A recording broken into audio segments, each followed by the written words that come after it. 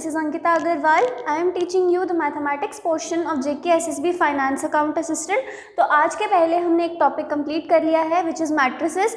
Matrices क्या होते हैं, उसके अंदर प्रॉपर्टीज़ क्या होते हैं, उसके वेरियस फंक्शंस जिसमें एडिशन, सब्ट्रैक्शन, मल्टीप्लिकेशन वगैरह ये सब हमने पढ़ लिया था. मैट्रिसेस के टाइप्स क्या होते हैं, ट्रांसपोज क्या होता है एंड सो ऑन. जितने भी लेक्चर्स अभी तक हुए हैं वो उनके लिंक आपको डिस्क्रिप्शन बॉक्स में दे दिए जाएंगे. Do check them out before आप इस लेक्चर को पढ़ना शुरू करें. और अगर आपने ऑलरेडी वो लेक्चर्स पढ़ लिए हैं तो मैट्रिसेस की और प्रैक्टिस कीजिए ताकि आपको और ज़्यादा टॉपिक क्लियर हो पाए. आज का जो हमारा टॉपिक रहेगा वो होगा डिटर्मिनेंट. डिटर्मिनेंट जो है वो मैट्रिसेस की ही एक एक्सटेंशन है. एक्सटेंशन क्यों है? जब तक आपको मैट्रिसेस नहीं पता होगा तब तक आप डिटर्मिनेंट जो है वो सॉल्व नहीं कर सकते. इसलिए इट इज़ इम्पॉर्टेंट कि पहले आप अपने मैट्रिसेस की अंडरस्टैंडिंग को क्लियर करें. उसके जितने भी क्वेश्चंस आप कर सकते हैं उतने आप सॉल्व करें. कुछ क्वेश्चंस मैंने आपको ऑब्जेक्टिव पॉइंट ऑफ व्यू से करवाए थे अपने प्रीवियस सेशन में. आई होप आप लोगों को उन क्वेश्चंस को करने में कोई भी दिक्कत नहीं आई, और अगर आई है तो आप बेझिझक होकर कॉमेंट करके हमको पूछ सकते हैं. अब अगर मैं बात करूं डिटर्मिनेंट की, तो अगर हम 12th क्लास की एनसीईआरटी की बुक निकालते हैं तो आप देखोगे कि डिटर्मिनेंट जो है वो बहुत ज़्यादा वास्ट टॉपिक है. ठीक है, बट मैं आपको ये बताना चाहती हूँ कि इतना वास्ट टॉपिक आपको नहीं पढ़ना है, क्योंकि मोस्ट ऑफ द इंफॉर्मेशन जो हमको एनसीईआरटी में दी है that is based on subjective knowledge, कि उसको प्रूव करो. थियोरम्स दी गई हैं, थियोरम्स को प्रूव करने के लिए कहा गया है. प्रॉपर्टीज़ दी गई हैं, प्रॉपर्टीज़ कैसे डिराइव आउट हुई उनकी बात की गई है, जो कि आपको नहीं पढ़ना है, क्योंकि हमारा अकाउंट असिस्टेंट का जो एग्ज़ाम है वो सब्जेक्टिव एग्ज़ाम ना होकर के एक ऑब्जेक्टिव एग्ज़ाम है. और हमें वही चीज़ें पढ़नी हैं जो आपके एमसीक्यू के पैटर्न से आपको सॉल्व हो जाएं. तो आपको सारा नहीं पढ़ना है डिटर्मिनेंट में, अगर आप एनसीईआरटी ही निकाल के देखते हो तब भी. इसलिए आई वुड सजेस्ट जितना हम आपको लेक्चर्स में करवाते हैं उन्हीं टॉपिक्स को पढ़ के अपने आगे के आने वाले क्वेश्चंस जो हैं वो सॉल्व कीजिए. ज़्यादा लेंथ में मत जाइए, प्रूविंग में मत जाइए, बिकॉज आपको वहाँ पे कोई प्रूव करने के लिए नहीं बोलने वाला कि लेफ्ट हैंड साइड को राइट हैंड साइड के इक्वल प्रूव करिए. तो इसलिए आपको ये सबसे पहले पता होना चाहिए कि क्या आपको पढ़ना है और क्या आपको नहीं पढ़ना है. आपको वही चीज़ें पढ़नी है जिनके बेसिस पे आपको MCQs जो हैं वो आपके आने वाले एग्जाम में पूछे जा सकते हैं. और अपने लेक्चर्स में हम आपके साथ सिर्फ वही इन्फॉर्मेशन जो है वो डिस्कस करेंगे. Otherwise it is a very vast topic. जब हम एकेडमिक्स के लिए पढ़ते हैं तो determinant take a lot of time. ठीक है, थोड़ा सा डिफिकल्ट भी है अंडरस्टैंड करने में, but I will try my best कि आपको डिफिकल्ट ना लगे समझने में. जो भी नॉन मैथ स्टूडेंट हैं, बहुत सारे बच्चों के कॉमेंट्स आ रहे हैं कि वो मैथ से बिलोंग नहीं करते and still they are able to understand matrices, and I am very happy to read your comments. But अगर आपको वीडियोज़ अच्छे लग रहे हैं तो वीडियोज़ को प्लीज़ शेयर कीजिए, वीडियोस को लाइक कीजिए, उन पे कमेंट कीजिए ताकि हमारी वीडियो ज़्यादा से ज़्यादा लोगों तक पहुंच सके. तो चलिए अब स्टार्ट करते हैं आज का topic which is determinant. Matrix क्या होता है वो हमने पढ़ा था. क्या होता है मैट्रिक्स? एक रेक्टेंगुलर अरेंजमेंट होता है किसका? रोज एंड कॉलम्स का, एलिमेंट्स का इन रोज एंड कॉलम्स. फिर मैंने आपको बताया था कि रेक्टेंगुलर मैट्रिक्स होता है और स्क्वायर मैट्रिक्स होता है. स्क्वायर मैट्रिक्स क्या होता है? जिसमें number of rows are equal to number of columns. और रेक्टेंगुलर क्या होता है? जिसमें नंबर ऑफ रोज जो हैं वो नंबर ऑफ कॉलम्स के इक्वल नहीं होते. इजी है ना. रेक्टेंगल क्या होता है? Where length is not equal to breadth. And square क्या होता है? Where length is equal to breadth. अब जब हम डिटर्मिनेंट की बात करते हैं, डिटर्मिनेंट के लिए निकालने के लिए सबसे पहले प्रायर कंडीशन क्या होती है? इसकी सबसे पहली कंडीशन क्या होती है कि ये जो है डिटर्मिनेंट जो है वो एक स्क्वायर मैट्रिक्स का निकाला जाता है. स्क्वायर मैट्रिक्स क्या हो गया? Where n is equals to m. और आपको ये पता होगा कि n क्या होता है? Number of rose. And m क्या होता है? Number of columns. उसके बाद डिटर्मिनेंट क्या होता है? डिटर्मिनेंट होता है it is a number associated with a square matrix. Matrix की हमने बात अपने पिछले 4 लेक्चर्स में की है कि मैट्रिक्स क्या होता है. अब डिटर्मिनेंट होता है एक नंबर जो कि एक मैट्रिक्स के साथ एसोसिएटेड होगा।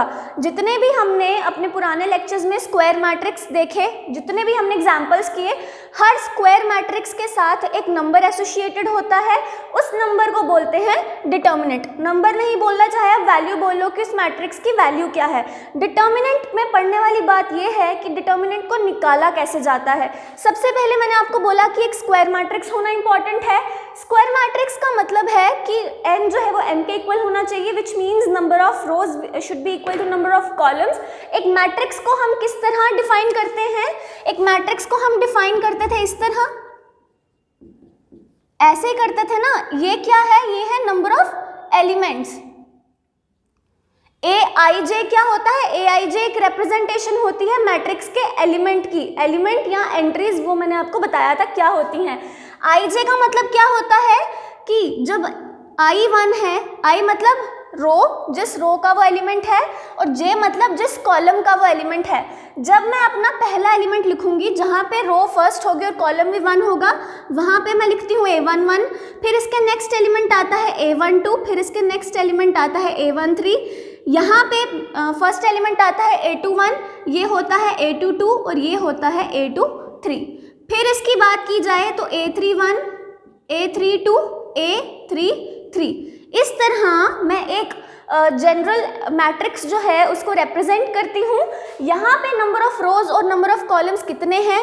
3 नंबर ऑफ रोज हैं और 3 नंबर ऑफ कॉलम्स हैं, इसलिए हम इसको लिखते हैं 3 क्रॉस 3, और इसलिए हम इसको लिख सकते हैं A is equals to Aij of order 3। ठीक है, 3 का मतलब क्या है कि 3 का मतलब है कि इसमें नंबर ऑफ रोज भी 3 हैं और नंबर ऑफ कॉलम्स भी 3 हैं।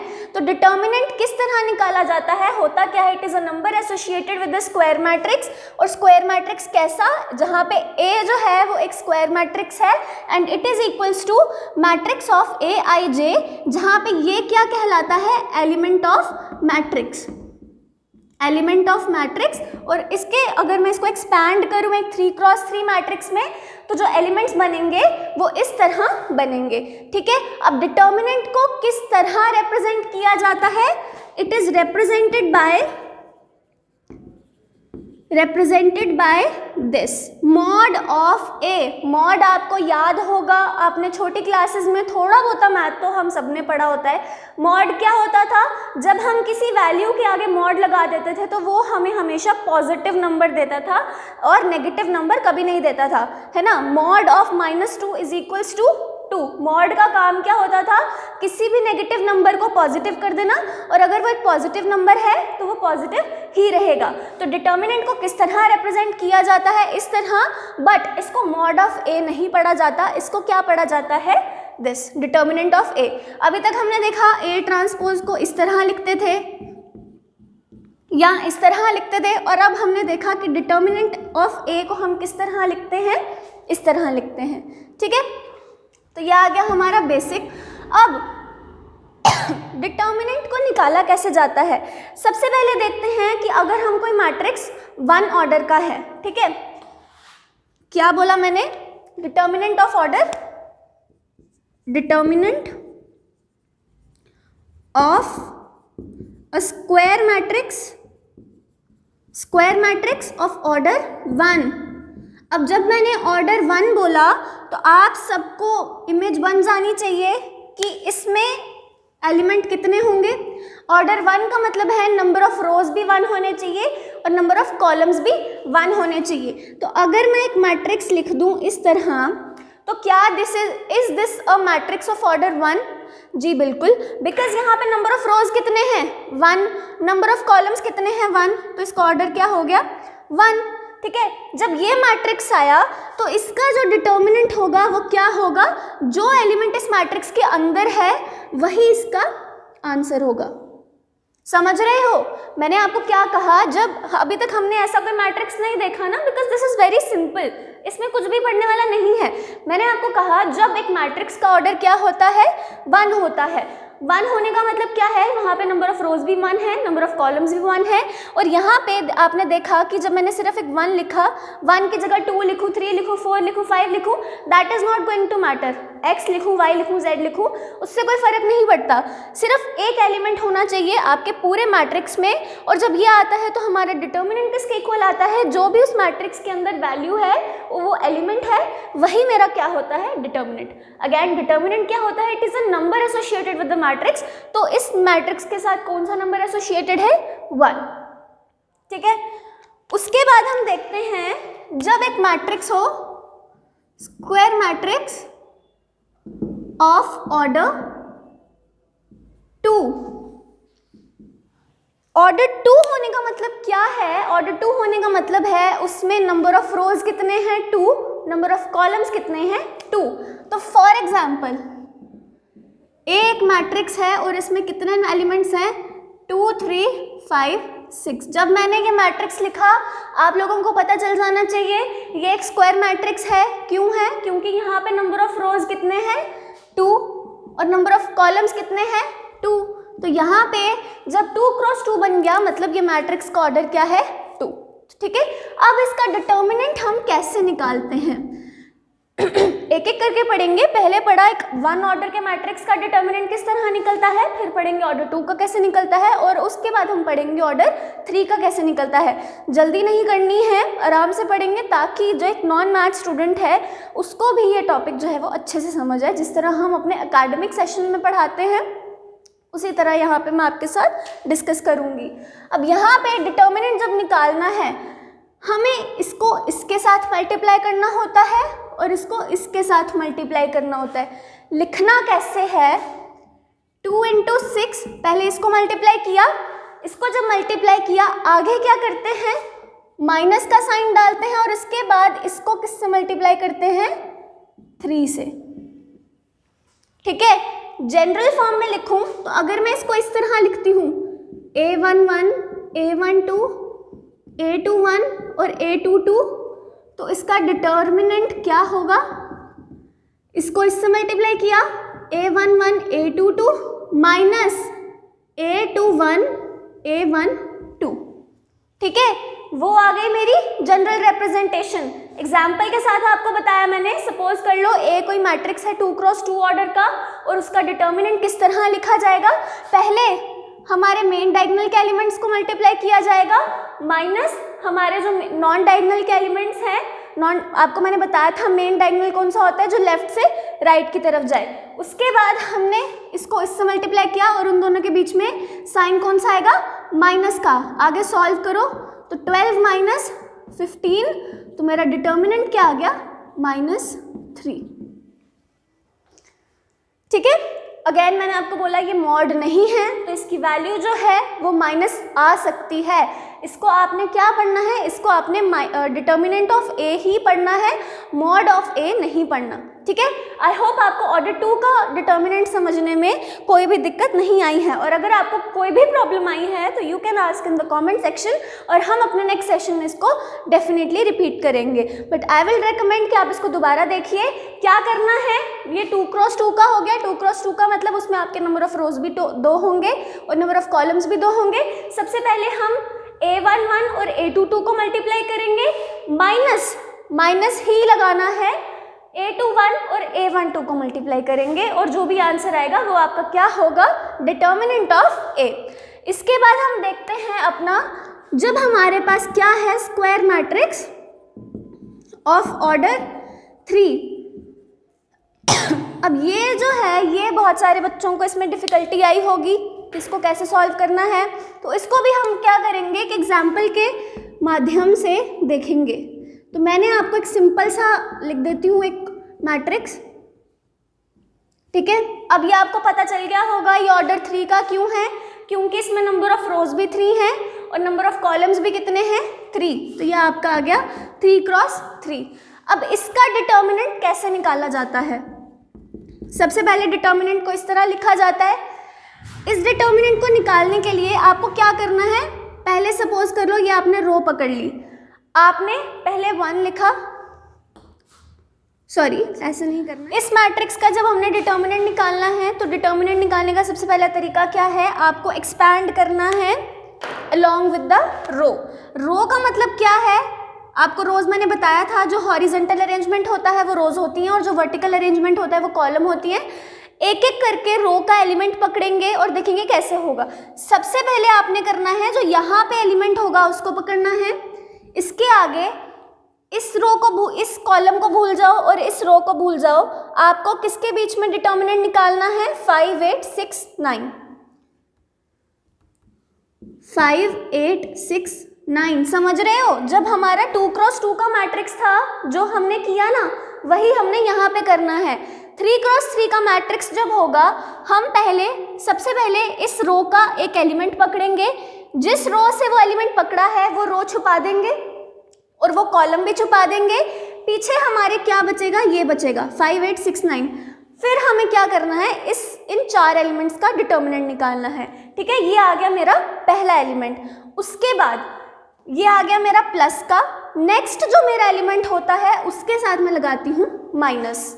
ये अकॉर्डिंग टू द रूल्स है, ये आपको नहीं जाना है इसमें माइनस क्यों लगाया, प्लस क्यों लगाया।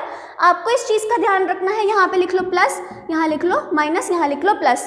पहला जो एलिमेंट होगा उसके साथ प्लस लगा होगा। जब आप सेकंड एलिमेंट लोगे, सेकंड एलिमेंट क्या था? सेकंड एलिमेंट था 2। ठीक है, मैंने आपको बोला हम किसके अलोंग एक्सपैंड कर रहे हैं? रो के अलोंग एक्सपैंड कर रहे हैं। उसका मतलब है पहले हमने 1 को, जब हमने 1 लिया तो 1 की कॉलम को छुपा दिया, 1 की रो को छुपा दिया। मेरे पास 5 8 6 9 बचे थे, मैंने उनका डिटर्मिनेंट लिख लिया। जब मैंने इसको पकड़ा, ये कौन सी कॉलम में है? सेकंड कॉलम में है। इसको छुपा दो और इसको छुपा दो। ठीक है, आपके पास क्या बचेगा? 4 7 6 9। तो आप इसका डिटर्मिनेंट लोगे। ध्यान से समझो, हमने क्या करना है? इन तीनों एलिमेंट्स को लेना है।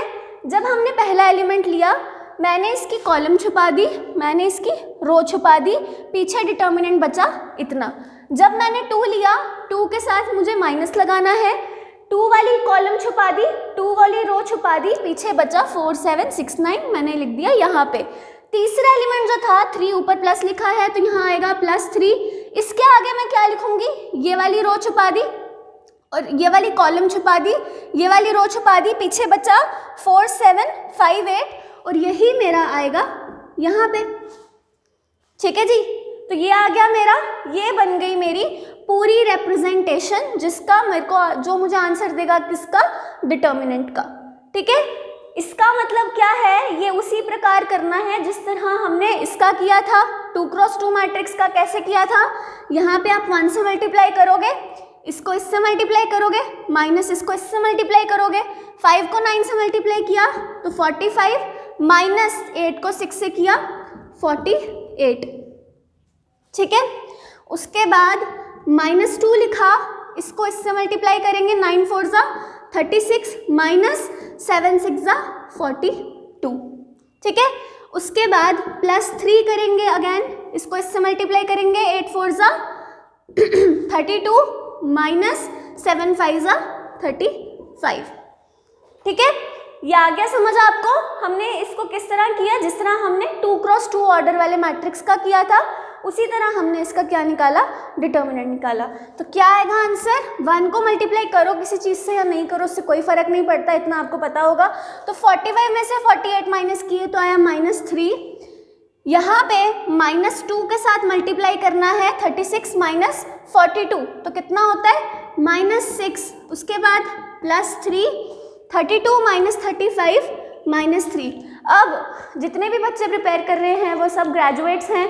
आई एम श्योर कि 10th क्लास तक तो मैथ सबने पढ़ा है, इसलिए माइनस प्लस की कन्फ्यूजन आपको कैलकुलेट करते टाइम बिल्कुल नहीं होनी चाहिए। बस इस चीज़ का आपको ध्यान रखना है। तो -3 को हम -3 की तरह ही लिखेंगे। बॉड मास किस तरह करते हैं आपको पता होगा, पहले ब्रैकेट सॉल्व करते हैं, उसके बाद कोई ऑपरेशन करते हैं। ठीक है, अब मैंने -2 को मल्टीप्लाई करना था -6 से, माइनस माइनस प्लस हो जाते हैं, 2 6 क्या होता है 12, +3 और -3 को जब मल्टीप्लाई करेंगे तो क्या आएगा? -9 और -3 -9 क्या हुआ? -12 +12 और मेरे इस डिटर्मिनेंट का आंसर क्या आया? 0। ठीक है, मेरा ये जो मैट्रिक्स था इसके साथ जो नंबर एसोसिएटेड है वो क्या रहेगा? 0। तो इस मैट्रिक्स के लिए मेरा डिटर्मिनेंट क्या आया? 0। ठीक है, किस तरह किया? सबसे पहले तो मैंने इस मैट्रिक्स को इस अलोंग विद द रो जो था एक्सपैंड किया। जिस रो को आपने पकड़ना है उसको मल्टीप्लिकेशन में इंक्लूड नहीं करना। पहले हमने लिखा 1 की रो कॉलम को छुपा दिया, 1 की रो को छुपा दिया, पीछे बचे 5, 8, 6, 9 और वो मैंने यहाँ लिख दिया। नेक्स्ट एलिमेंट जो आता है उसके साथ हम लिखते हैं माइनस, तो -2 आ गया। उसके बाद क्या किया हमने, इसकी कॉलम और इसकी रो को छुपा दिया, तो 4, 7, 6, 9 यहाँ लिख दिया। उसके बाद +3 आया, तो +3 जब आया इसकी रो, इसकी कॉलम और इसकी रो को छुपा दिया, तो पीछे क्या आया 4, 7, 5, 8 और वो मैंने यहाँ लिख दिया। उसके बाद इसको कैसे सॉल्व करते हैं, जैसे हमने इसको सॉल्व किया था, इसको इससे मल्टीप्लाई करके माइनस इसको इससे सिमिलरली इसको इससे मल्टीप्लाई करके इसको इससे, इसको इससे, इसको इससे, डायगोनली जाना है, सीधे नहीं जाना। फिर ये जब इतना हो गया उसके बाद आपको कैलकुलेशन करनी है। 1 को जो मल्टीप्लाई करेंगे इससे, तो 1 को जिस भी चीज़ से मल्टीप्लाई करो तो वही आता है। तो यहाँ पे आ गया -3, फिर यहाँ का -2, फिर यहाँ का -6, फिर यहाँ का +3 और यहाँ का -3। देन -3 का -3, -2 इंटू -6 हो गया +12, +3 इंटू -3 हो गया -9। जब हमने इसको सॉल्व किया तो मेरे पास आया -12 + 12 which is equals to 0, which gave me the answer that इस मैट्रिक्स का डिटर्मिनेंट क्या है मेरे पास 0। ठीक है, उसके बाद ये आ गया आपका डिटर्मिनेंट। अब देखो हम एक लाइव क्लास में तो नहीं है, हम एक ऑफलाइन क्लास में नहीं है जहाँ पे मैं आपको 3 से 4 क्वेश्चन करके आपकी प्रैक्टिस करवा सकूँ। अगर मैं एक ऑनलाइन लेक्चर में इतने क्वेश्चंस करवाऊंगी तो आप लोग ही बोर हो जाओगे। इससे बेटर है कि आप खुद अपने लेवल पे प्रैक्टिस कीजिए। इस मैट्रिक्स में कोई भी वैल्यूज़ डाल दीजिए, चाहे आप x, y, z डालिए, चाहे आप 15, 20, 25 कुछ भी डाल के इसको मल्टीप्लाई करने की कोशिश कीजिए और देखिए आपका डिटर्मिनेंट जो है वो क्या आता है। ठीक है, उसके बाद हमने देखा कि ये मैट्रिक्स मेरा -3 डिटर्मिनेंट -3 आया था, ये डिटर्मिनेंट मेरा 0 आया था। तो इसके बेसिस पे हमारे पास 2 डेफिनेशंस होती हैं। एक होता है सिंगुलर मैट्रिक्स, एक होता है मेरा नॉन सिंगुलर मैट्रिक्स। ठीक है, तो ये दोनों मैट्रिक्स हमारे क्या होते हैं? सिंगुलर मैट्रिक्स वो मैट्रिक्स होता है जहां पे मेरा जो डिटर्मिनेंट हो वो क्या हो, डिटर्मिनेंट हो मेरा 0।